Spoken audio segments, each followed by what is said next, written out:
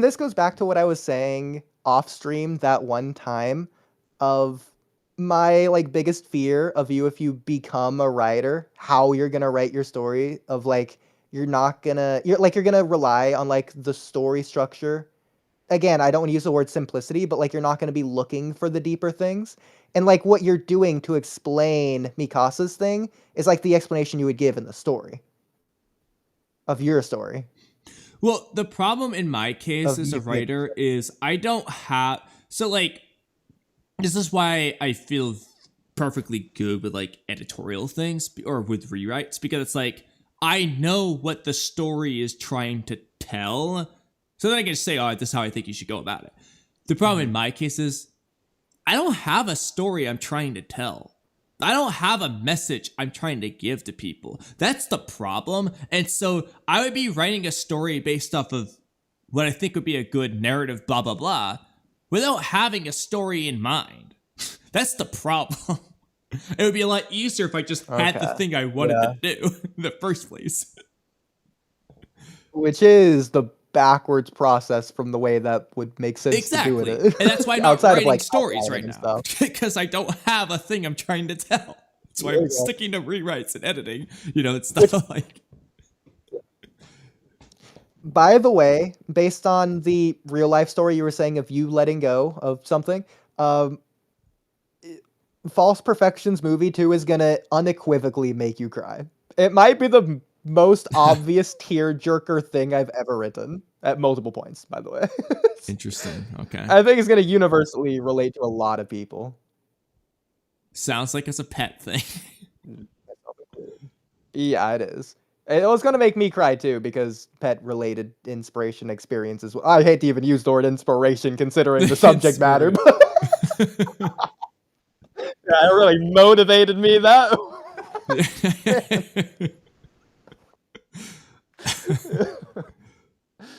Yeah, but no, just wait for movie 2. It's gonna make a lot of people cry, I feel. Movie 2, when is that coming out? Like July of 2030? After movie 1. Nah, don't listen to whoever was saying it's gonna take freaking 8 years to make it. It's not. Realistically, I pretty much have everything I need to make movie 1. I would just like a couple touch-up things. I could make it basically whenever at this point.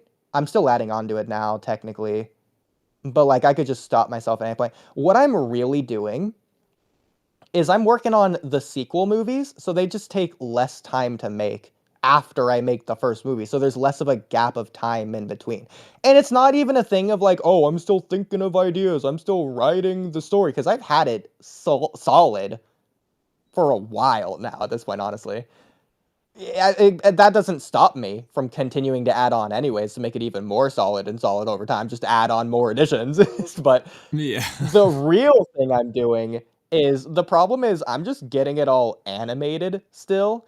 And it's not even the thing that animation takes a long time. Yeah, that is it. But animation is also expensive. Yeah, so you gotta make the money to do it. Exactly, that's it. Is the reason it's taking so long is because this is how long it's taking me to fund the whole franchise, basically. Or at least through season 2, because even if season 3 is written and I have a couple things, like 95% of it I probably don't have ready for season 3 in terms of like animation or like the hardest stuff to make.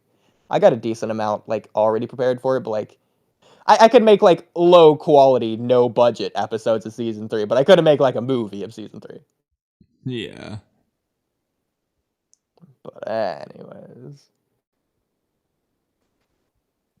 Yes, that's what it really is. Movie 2 is pretty close as well. I would say, yeah, definitely over halfway. But like the second half is like the harder part in my opinion, because it's like the more main scenes. Although I'm starting to get the main scenes animated, but like I already have some main scenes in. Anyways, you get the point. Anyway, so back to this. So okay, with the idea. Okay, because I remember you were agreeing with me on this. I'll go. Okay, I'm all over the place. I'm gonna go with your concept first, that you are better being the editor than the writer, and people critique Kishimoto too much for this. Be like, oh, he should have written it this way. I can't believe he didn't make this small tweak here. Bro wrote the whole freaking Naruto series as is. Okay? I don't care about your stupid minor one nitpick tweak that can make it 2% better. I don't care if you make Datara's right arm be the one that's Kamui suck in rather than his left arm. I don't even know if it was his left arm, but you get the idea. And that is I think it's his right arm that symbolic. is, yeah. Whatever. It doesn't matter. The point, he wrote freaking Datara. Like, he wrote the Akatsuki in the first place in order to write the scene the way it is to where it's 99% good. Exactly.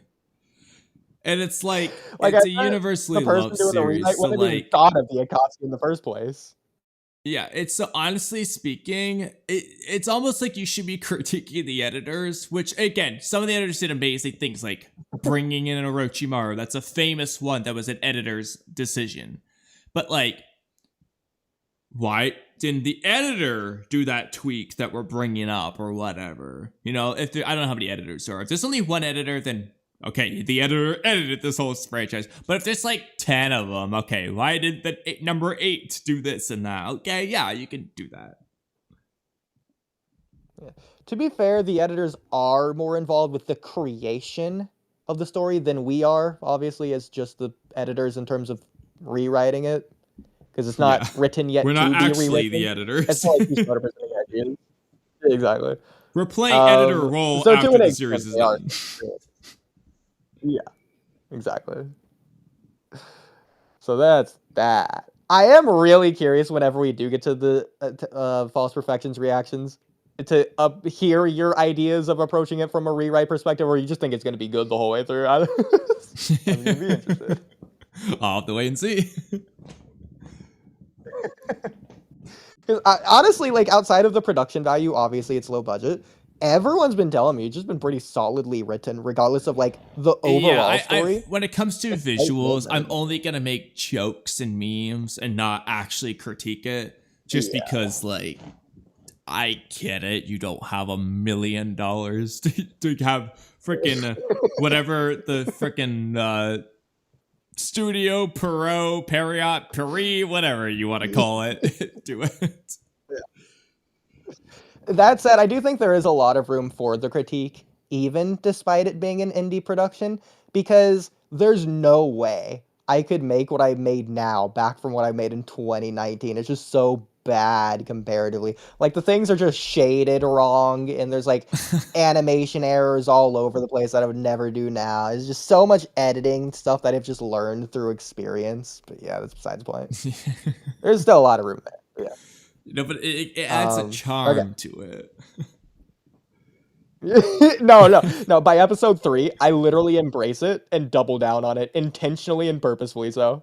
I think this is absolutely what my series is going to be about in the most funny way possible.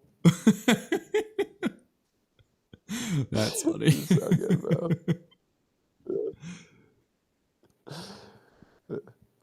Okay, but I do... Okay, back to this, though. I do remember you... Like, when I said the thing of you as a writer, you were agreeing with me and, like, saying that was your... I don't remember exactly what I said, because I don't think I worded it the exact same way as I worded it now, so you might be thinking I meant something different, but... No, at the very least back then, you were...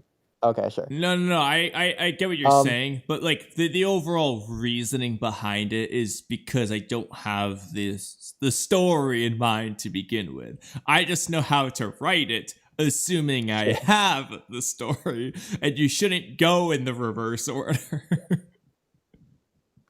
But I feel like with this in mind, you could never, ever write the Babylon anime or the Sagarada Reset anime. But I don't think I'd ever want to even in your capabilities as a writer. Well, okay, yeah, fair enough. But I feel like that's also sound like me. Not a that's like me writing a story about politics. Well, that's not my point, though. Yeah, I know. Because like good and evil is an interesting concept. It's not politics. I love that you just said that. Right, it's not politics. It's universally agreed that politics are boring around here. So I can't say it's a critique of your writing, because if it's not in your writing, then I can't critique it because it's not in your writing. It just doesn't exist. But I will say it's at least a limitation of your writing. Yeah. Okay. I also have it That's written. fair. So, okay. Besides whatever I've written for school. That's